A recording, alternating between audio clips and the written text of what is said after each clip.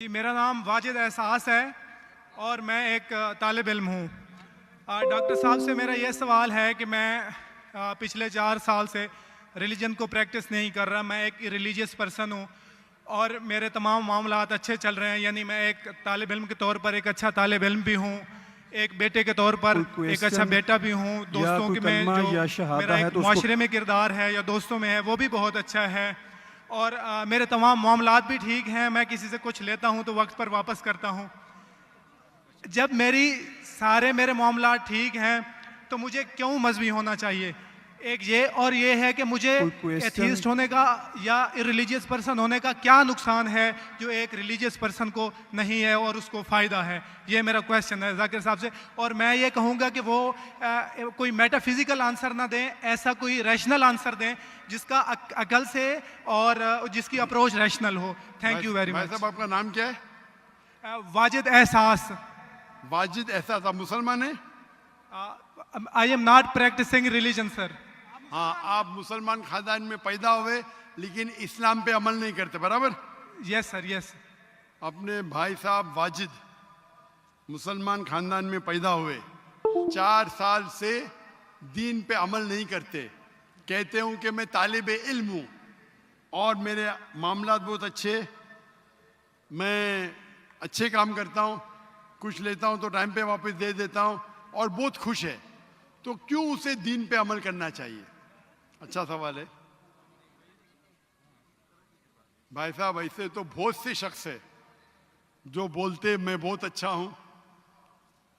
कई शख्स है। अच्छा होना किसके मैयार से? आपके मैयार से। हमें अच्छा होना चाहिए खालिक के मैयार से। खालिक का मैयार क्या है? अच्छा होना वो जो ईमान रखता है, अमल सौलेहात करता है। वतवासौ बिल हक वतवासौ बिस सब्र। भाई साहब का सवाल है, लॉजिकल जवाब दो। लॉजिकल जवाब दो कि मैं 4 साल से दीन पे अमल नहीं कर रहा हूं, बहुत खुश हूं, जो चीज लेता हूं टाइम पे वापस करता हूं। तो आप साबित करो कि क्यों मुझे दीन पे अमल करना चाहिए। जो आप बोल रहे आप बहुत खुश है, वो मेरी खुशी के लिए काफी नहीं है। मैं जानना चाहता हूं कि कितने लोग को आपने सही रास्ते पे लेके आया आपके 4 साल में। कितने लोग आपको मानते? बोलिए मुझे। वाजिद भाई किधर है? वाजिद भाई जी जी सर। हाँ, कितने लोग आपको मानते 4 साल में? 5,000, 10,000, कितने लोग मानने लगे आपको?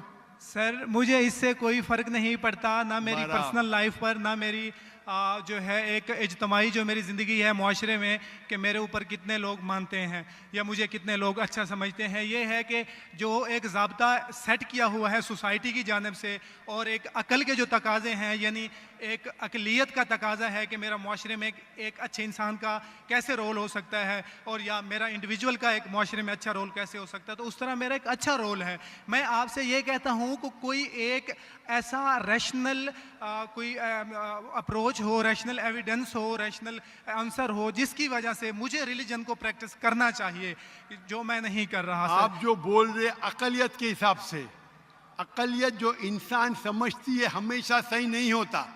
आपको पता है, पहले दुनिया लोग समझते चपटी है। सैकड़ों साल, हजारों साल पहले लोग समझते थे दुनिया चपटी है। जी सर, बिल्कुल ये है कि अब एवोल्यूशन हो रही है ना। भाई साहब अभी आपका सवाल खत्म हो गया, मेरा जवाब सुनिए आप। जी जी जी। ये डिबेटिंग सेशन नहीं है, समझे आप? ये रैशनल आप समझते नहीं। जब सिंपल समझ नहीं सकते आप बोलते आप बहुत एकदम क्या बोलते कंटेंट है। आप इतना नहीं समझ सकते क्या कंटेंट है। आपको सवाल देने का मौका दिया गया है, अभी मेरा जवाब सुनिए। हर इंसान अपने दिमाग से समझता है वो सही है। वो चोर भी अपने दिमाग से सही है समझता है। वो चोर जो चोरी करता है, वो अपने दिमाग से सही समझता है। आप मुझे एक पॉइंट बताओ।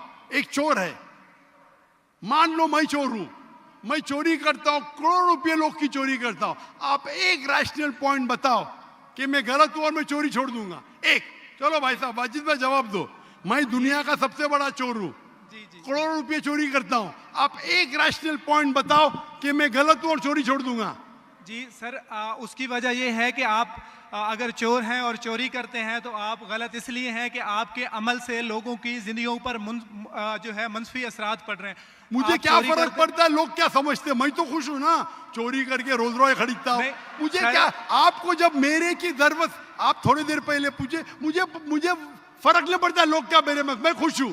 उसी तरीके से आप लॉजिक पे बात करो, लोग क्या सोचते बात मत करो।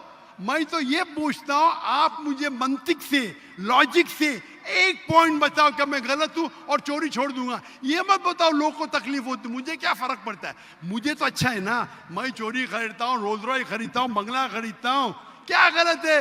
लोग को तकलीफ होती, मुझे क्या फायदा, मुझे क्या नुकसान उससे, आपको नुकसान है। आप ये बताओ मेरा नुकसान क्या है, एक दो नहीं।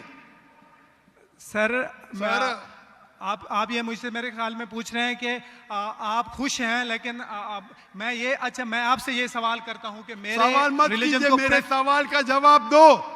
मेरा सर यही सवाल है। एक लॉजिकल पॉइंट बोलो साबित करने के लिए। मैं दुनिया का सबसे बड़ा चोर हूं, करोड़ों अरबों रुपए चोरी करता हूं, मैं बहुत खुश हूं। लोग को तकलीफ होती गए बाढ़ में, मुझे तो तकलीफ नहीं हो रही है। इसको बोलते सेल्फ सेंटर्ड। इससे आपने क्या बोले, मैं खुश हूं, मुझे दुनिया की फिक्र नहीं, उसी तरीके से मैं खुश हूं, तो आप क्या बोलेंगे मैं अच्छा इंसान हूं? आपकी लॉजिक किधर गई? एक चीज बताओ, एक दो नहीं, सिर्फ एक। सर, मेरे अमल से, मेरे रिलीजियस होने से आपके मुआशरे पर अमल गलत की असर बात नहीं कर पड़ता। रहा हूं मैं, मेरी चीज की बात कर रहा हूं भाई साहब। आप अगर आपकी जवाब नहीं मिसाल दे और सकते तरह की तो है। बोलो, मैं जवाब नहीं दे सकता हूं। आप मुझे एक चीज लॉजिकल बताओ जो मेरे लिए नुकसानदार है। अच्छी बात है, मैं चोरी कर रहा हूं, मुझे दुनिया की फिक्र नहीं, मुझे मेरी अपनी फिक्र है। एक लॉजिकल बताओ। आप 4 साल से कर रहे हैं, मैं 10 साल से कर रहा हूं। आप तो, आपकी हालत देख के मुझे अफसोस हो रहा है, मेरी हालत तो बहुत अच्छी है भाई। मेरे पास अरबों रुपए का घर है, अरबों रुपए की गाड़ी है मेरे पास, नौकर चाकर है। आप तो सिर्फ तालिबे इल्म है भाई, कौन अच्छा आप या मैं? इसीलिए लॉजिक, आप ऐसा बोले क्या मुझे दुनिया की फिक्र नहीं, तो मैं आपसे अच्छा ना। अगर दुनिया की फिक्र है और मंतिक से सोचो जो जवाब है, नहीं मुझे बाकी लोग की फिक्र है, मैं खुश हूं, तो हर गलत आदमी बोलेगा मैं खुश हूं, आपके पास जवाब ही नहीं रहेगा जैसे आप बोल रहे।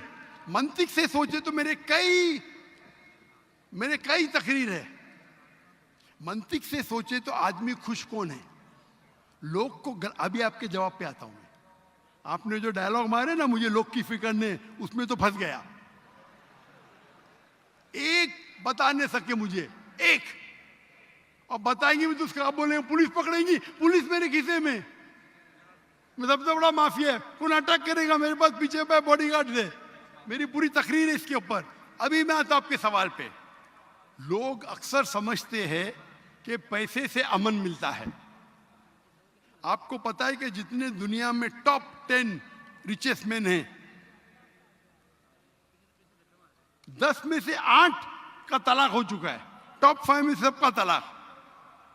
कई रिच मैन के बच्चे लोग ने कंप्लेन किया अपने वालिद के बारे में, क्या हैप्पीनेस, क्या हैप्पीनेस। इलॉन मस्क नंबर 1, उसका तलाक। जेफ बेजोस उसका तलाक। बिल गेट्स उसका तलाक। Richest man, $100 billion, $150 billion, $200 billion. क्या फायदा? आपको लगता है हमारे दिमाग में गलत फहमी खुश है, इन लोग बिल्कुल खुश नहीं है। वो जो इंसान गांव के अंदर सुकून की नींद सोता है, वो उनसे ज्यादा खुश है। और ये दुनिया, आपने मेरी तकरीर शायद सुनी ही नहीं, अगर सुनी होती तो ये बात ही नहीं बोलते थे आप। मेरे तकरीर में मैंने कहा हूं कि ये दुनिया हमारे लिए इम्तिहान है आखिरत के लिए। आप जब आखिरत में मानते ही नहीं तो आपको क्या पता? अगर मंतिक से सोचेंगे, लॉजिक से सोचेंगे, तो आपको पता होगा कि इस दुनिया का खालिक एक है। आप मेरी वीडियो कैसेट सुनिए, डज गॉड एग्जिस्ट? वाजिद भाई, वाजिद का मतलब क्या? आपका नाम क्यों नहीं बदलते आप? वाजिद का मतलब क्या? पाने वाला सर, क्या?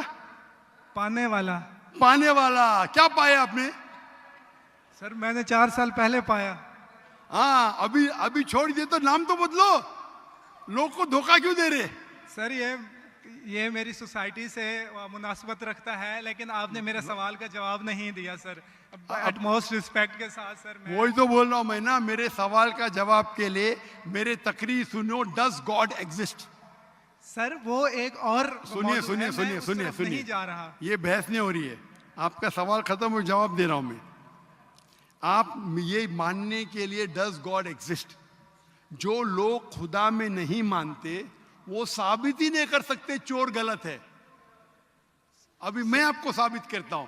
जो लोग, आप कुछ भी बोलो, आप बड़े चोर है, आपको पुलिस पकड़ेंगे, पुलिस मेरे खीसे में। आपकी कोई दूसरी चोरी करेंगे, आपका चोरी कोई कर नहीं सकता, मेरे पास बहुत बड़ी गार्ड है। सिर्फ एक ही लॉजिक से आप उस चोर को गलत साबित कर सकते हैं।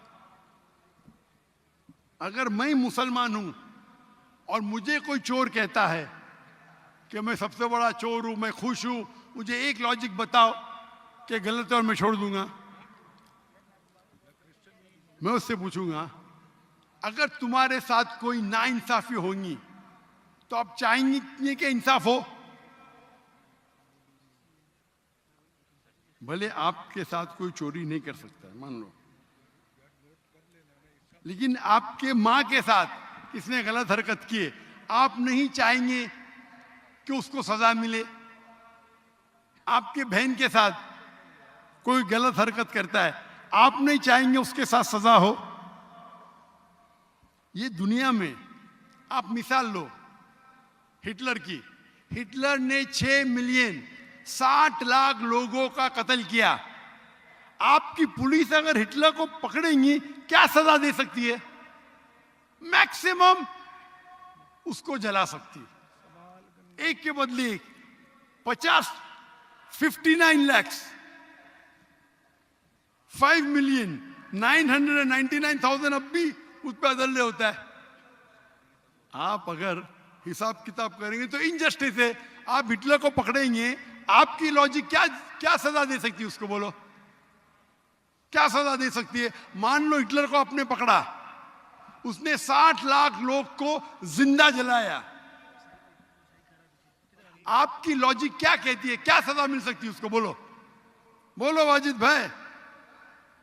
सर आप मेरा असल सवाल में- का दो, हिटलर को आज पकड़ेंगे, आपकी लॉजिक क्या सजा दे सकती है उसको? सर जो भी कानून के दायरे में उसे सजा दी जाएगी। हिटलर का अमल और है, मेरे सवाल का उससे ताल्लुक नहीं अरे है। मेरे सवाल का जवाब देंगे तो आपको मालूम पड़ जाएगा। मेरा सवाल ये है, आप लॉजिक आदमी है ना, अगर हिटलर को पकड़ेंगे तो उसको सजा मिलना चाहिए ना दुनिया में? जी, जो एक स्टेट ने तय की है कातिल की, वो उसे सजा मिलनी चाहिए। एक कत्ल के मतलब एक, बाकी जो 5 मिलियन का क्या हिसाब? अन्य जस्टिस नहीं है, बराबर? आपको मानना पड़ेगा, अगर पुलिस हिटलर को पकड़ती थी, उसको मौत देती थी, ये जस्टिस है क्या? नहीं जस्टिस है, नहीं जस्टिस है। आपके हिसाब से 1 = 6 मिलियन, आपका मैथ्स बहुत वीक है। अल्लाह ताला फरमाते हैं कुरान मजीद में, अल्लाह ताला फरमाते कुरान मजीद में सूरह निसा में आयत नंबर 53 कि अगर जो लोग अल्लाह के आयतों में नहीं मानते और आखिरत में अल्लाह ताला उनको जहन्नम की आग में डालेगा, और जितने बार, सूरह निसा सूरह नंबर 4 आयत नंबर 56 53 ने 56, जितने बार उनकी चमड़ी जलेंगी उतने बार उनको नई चमड़ी दी जाएंगी। आज साइंस कहती है कि दर्द होने के लिए चमड़ी के अंदर पेन रिसेप्टर है, पहले नहीं पता था। अगर आपको सीवियर बर्न इंजरी होती है तो डॉक्टर लेता है सुई और टोचता है। अगर आपको दर्द होता है तो डॉक्टर खुश है, यानी डीप इंजरी नहीं है। अगर आपको दर्द नहीं होता है डॉक्टर को अफसोस होता है, डीप बर्न इंजरी। आपकी एहसास के पेन रिसेप्टर्स मर गए। तो अल्लाह ताला फरमाते हैं कि जो लोग अल्लाह के खिलाफ है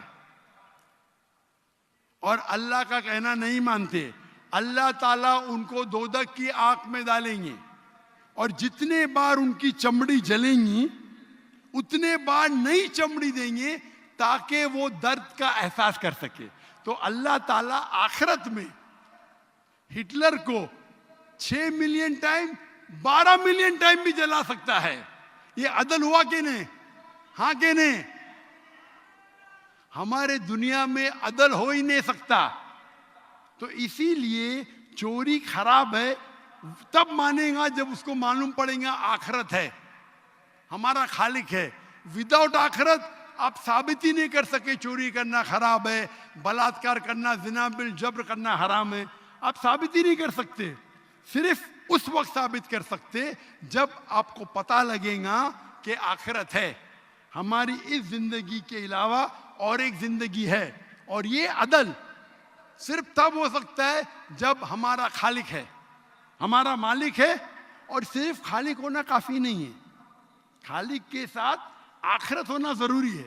अगर आखिरत नहीं है तो आप साबित ही नहीं कर सकेंगे कि चोरी करना खराब है, बलात्कार करना, जिना बिल जब्र करना हराम है, किसी का कत्ल करना हराम है। साबित ही नहीं कर सकते, आपके पास लॉजिक ही नहीं है। तो आप जो बात कर रहे 4 साल से आप खुश है, आपकी खुशी टेम्पररी है। मेन खुशी तो है आखिरत। जैसा बोलते हैं ना, आपके लिए जन्नत है, बिल्कुल सही है वो हदीस अल्लाह के रसूल की। काफिर के लिए जन्नत है दुनिया, तेरे लिए वाजिद ये दुनिया जन्नत है, मैं मानता हूं।